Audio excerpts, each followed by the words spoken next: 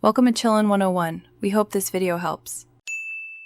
In this video, I will explain how to use the Top widget. This powerful tool offers immediate access to crucial information and controls, streamlining your daily tasks. You'll find it conveniently positioned at the top of your screen or within your application's interface. We'll explore how to personalize its display, ensuring the data most vital to your workflow is always front and center, saving you valuable time and effort. Personalizing your Top widget is straightforward.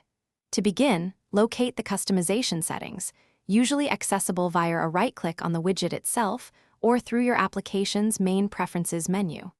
From there, you can easily drag and drop elements to reorder them, ensuring your most used features are readily available. Choose from a diverse range of modules, perhaps a weather forecast, your daily calendar, or a system performance monitor, and fine-tune its size and transparency for perfect integration into your workspace.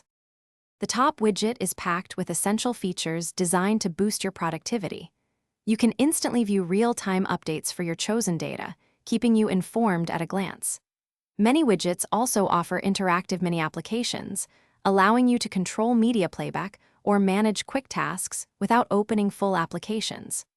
Look for quick action buttons that can, for example, create a new note or start a timer with a single click. It's designed to display up to 5 distinct data modules concurrently.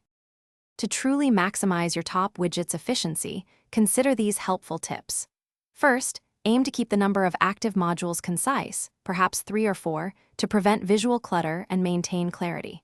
Strategically place the widget in an area that complements your workflow without obscuring other vital screen elements.